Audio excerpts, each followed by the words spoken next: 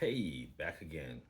I wanted to start off now a checklist that we had now established that I'm working with the Uranian and cosmology, but I'm primarily working right now with the midpoints.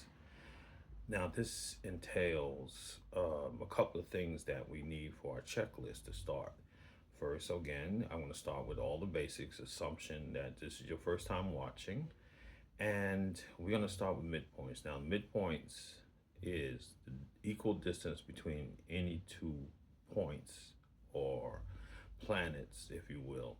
And the midpoint comes right between that. So it's the halfway distance between two other, say, Mars and Jupiter.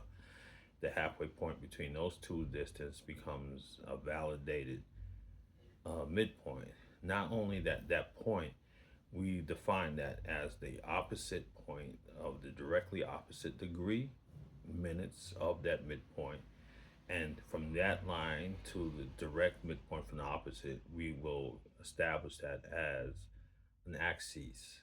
And out of this axis, we want to see um, if there are any particular planets at that time, at birth, of course, that's making what we consider um, hard aspects of the eighth harmonic, which means you divide the circle 360 into 8 parts.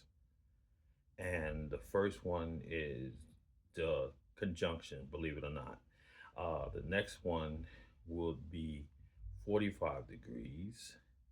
And then the next one will be 90 degrees. Then the next one will be 135 degrees.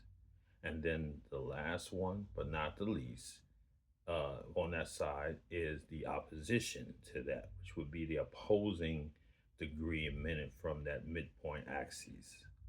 Then we start back around from that, the declining or the waning uh, 135 degrees.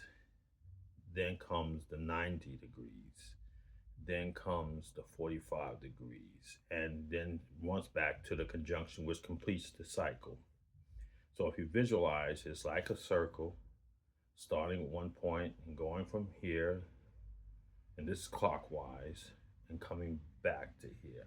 Or otherwise, we can do it clockwise, starting from here at the 12 o'clock position and moving around 3 o'clock, 5 o'clock, 6 o'clock, which is opposite, 7 o'clock, 8 o'clock, 9 o'clock, 10 o'clock, 11 o'clock, and back to 12, right? So this is established a visual. Pardon, folks, is not the greatest graphics video, but you would seem to can get the principle from that.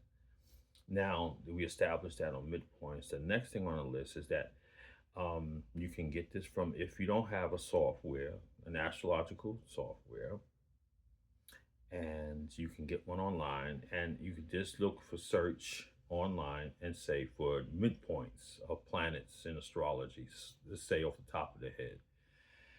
And from that, now you will get a list of hits, which will probably be websites. One of them I'm sure of is astro.com, and another one, AstroSeek, is another one, and others. There are a plethora of many of them that can give you this easy tool, simple. Now, that would be the easy route. If you want to go the hard route, well, you're going to use get about total of 88 midpoints, including the 10 planets and the or the points or personal points, which would be the midheaven and the ascendant and descendant and natal. We would add those in together, and we also using the nodes.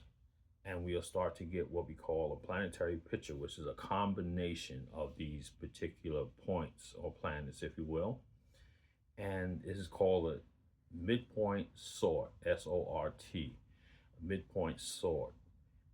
It may be on the different ones, but you will look on the listing of midpoint listing, can be another way that it may be formatted or listed. And from that, you will get in, plug in your birth information of your chart, and it comes included with other things. So you'll get to see your chart and among other features with that. So this is one of the features that's added for it. Now, the diehard method is to actually calculate. which would be entail another additional with some illustrations, of course, to show you what and how to convert these degrees into midpoint degrees, which would be more or less you will find the distance between equal distance between 2 points. That's about, I guess, the hard, soft way to do it. And from this, now that you have your, assuming you have that, and if you have your program, is all the more better. You can actually have it, just by keystrokes away. From that, now you can actually now develop a system and see the beautiful of this. Now that that's calculated for you by the computer or digital age, we now can just go around and start to look at where these positions of these midpoints are. You want to get acquainted at least with, I would say, your sun and moon midpoint. That point will give you some interesting results by this determining if you're looking at transits, that's one way you will see it. If you're using solar arcs, that's another way where you will venture off and see what planets or points conjunct or those prior aspects that I mentioned, the 45 degrees, the 90, the 135, and the opposition.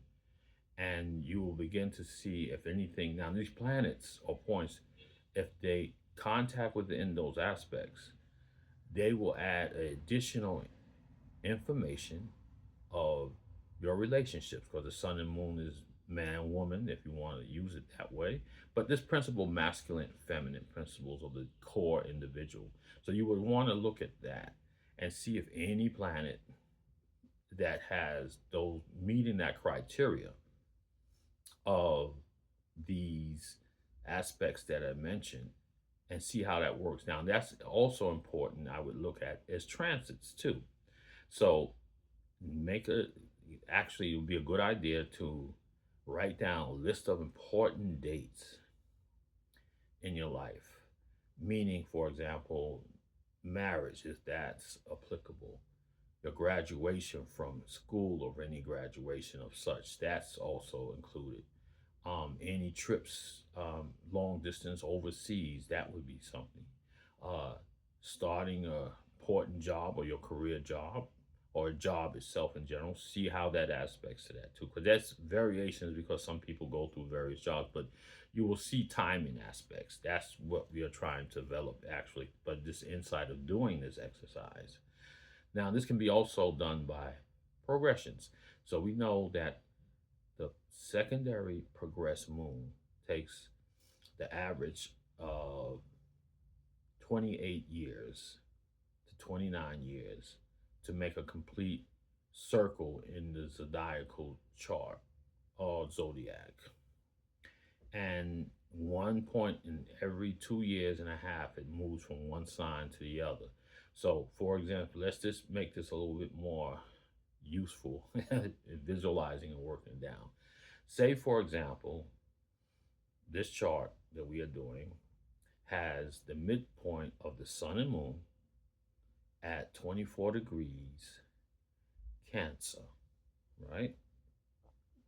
So, and if you're born with your moon in Gemini at the time, for this example, well, somewhere between 2.5 to 3 years, approximately, that moon will come across that sun moon midpoint. And recollect, if possible, if it's too young in your age, you can do it again another time, because we're going to look at the other aspects, not only the conjunctions, but the 45 degrees and the 90 degrees when it squares it and so forth, the oppositions and the 135 semi-quadrant. We will actually start to see trigger points. Now, if this is done successfully and if it's not actually lining up with that, then we can go into another advent, which is really going to take beyond the spectrum of what I'm doing now with this midpoint, is timing rectification. So you can actually see certain things, because if you're before or after, that's going to tell the story of something else, and you can possibly go by that and start to improve your rectification skills, period, and also understanding your life in a little bit more timely fashion, so to speak. So after that is done, we can use that as an example and see the correspondence. Now, when you look about this, try to recollect all the kind of important days in that list. Now, that could be also if you had a medical operation, that would be something too. Um, and if you had a divorce from the marriage, that would be something too.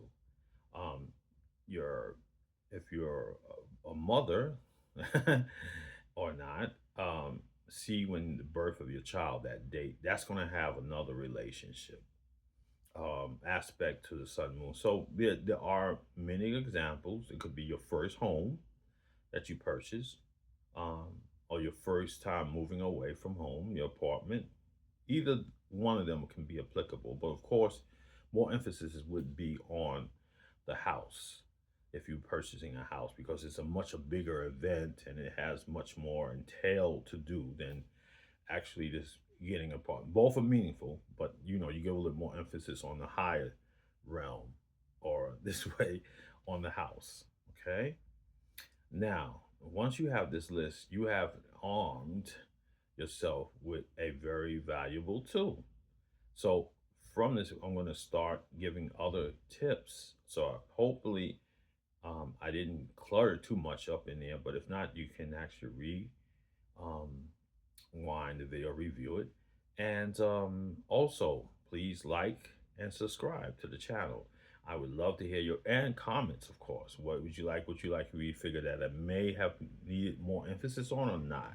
So with this and this growing podcast of mine, I wanted to try to get certain things done as far as the understanding of midpoints and the power of midpoints for you and for others. So keep in mind with that. So please see you in the next video, and looking forward to your likes or dislike. If you have a negative thing, then I will look at that. I will have to give it under review and see what things consider, because it's a critique.